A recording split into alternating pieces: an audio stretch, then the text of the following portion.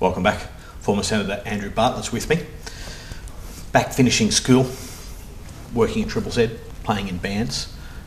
Even then, was politics in your head as a career or something that you would like to have pursued? You did a lot of social work, and I can understand why that would kind of drive you into a career in politics.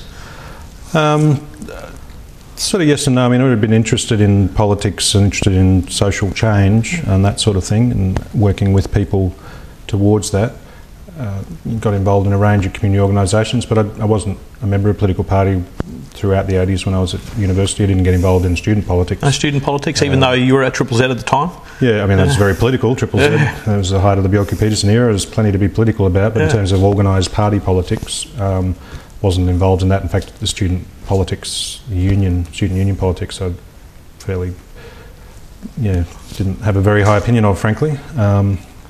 So it wasn't actually till I left uni and thought I'll, try a political party and just, like I tend to do, and still do, join an organisation, get a feel for who the people are, how it works, maybe look at doing a role here and there and seeing if it fits for you and you feel like you can be useful. And I did that with the Democrats, and as with many things in life, including in politics, some of it was just about happy accidents, being in the right place at the right time, or once or twice in the wrong place, the wrong time.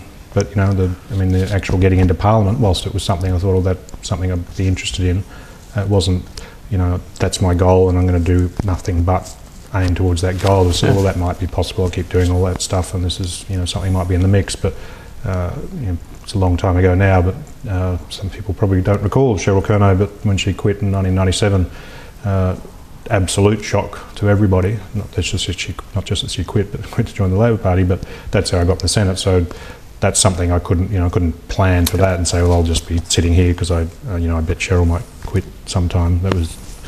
So in that sense, it was good luck. But I guess also you've got to be in the situation where if opportunities come along, you've got to be available to take advantage of them, don't you? Yeah, but you can't always pick your timing, and as a lot of people would have seen in the recent state election, a lot of people put a lot of time in coming up through the Labor Party, getting pre-selected finally for what everybody always thought was safe seats, and just got absolute smashed. So if you're in the wrong place in terms of the political tides and currents, and which is why having too single-minded a goal, I think, can be a bit risky. How did you perceive the way that state election went down? I mean, it seemed like that's the way it was going to happen. I know a lot of people sort of hoping and clinging to the hope that it mightn't be as bad for the Labor side as it was, but we've all seen how it happened. But the way it went down was from the outlook of somebody who's interested in politics but is always on the outside looking in. What was your perception of how it went down, and what's the talk in political circles about the wash-up of how it went? Well, I was working very hard with the Greens, inside the Greens. I wasn't a candidate, so it was more as in the organisational side of it, campaigning, planning side of it. And I guess my focus was on Greens trying to hold their ground and trying to make some gains. And overall, we went slightly backwards, but some individual seats we went forward. And in the midst of a pretty massive political tsunami, I can think back to the One Nation tsunami in different contexts. Some parallels with Bob Katter's mob this time around, in terms of where Katter's mob got some big votes. In '98, you just get swept aside. It doesn't matter what you try and do. At least we managed to tread water pretty much, make some advances here and there, as opposed to Labor. I think most people expected them to lose, but look, 2 weeks out, I'm sure they felt, particularly in the seat of Ashgrove, there was still a 50-50 chance they were in the mix. And whilst they expected they'd lose overall, didn't think they were going to get the absolute smashing they got, and something happened in that. There was a real tipping point in that final 2 weeks. It was almost like pulling the plug out of the bath or something, and just and people have got views about what that thing was, but the scale of it, I think, was a surprise. And I guess going forward, you're always looking forward to next, and apart from the City Council election on the 28th of April, which obviously I'm very focused on as a mayoral candidate. We've got the South Brisbane by-election. That'll be in itself a really interesting immediate test of the public reaction, at least in that South Brisbane area, of, how do we now react as an electorate to the fact we've got one party that's got 85% of the seats in our parliament, even though they only got 50% of the vote. I'd say even, that's still pretty good. Yeah. It's still only 50%, it's not 85, so you've got this grossly disproportionate result.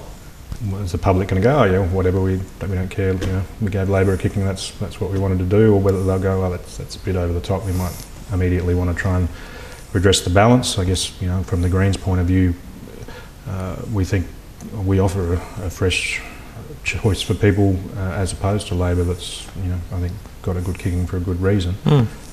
But that's always the challenge for the third party. Went through it, a lot of struggle, and the Democrats never quite getting to where we wanted.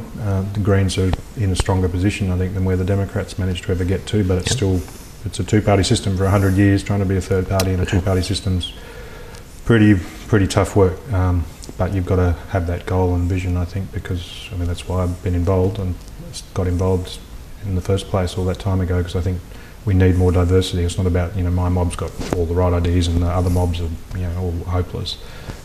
You know, I think having diversity of choice in politics, as in a whole lot of other areas of society and economy, you know, people talk about Coles and Woolies having too much control, or Coke and Pepsi on Labor and Liberal. I think diversity leads to better debate, more diversity of ideas, and you shift it out of that, you know, when it's just two, you're just always in that sort of polarised thing. And having been in the Senate, most of the time I was there where no one party had a majority.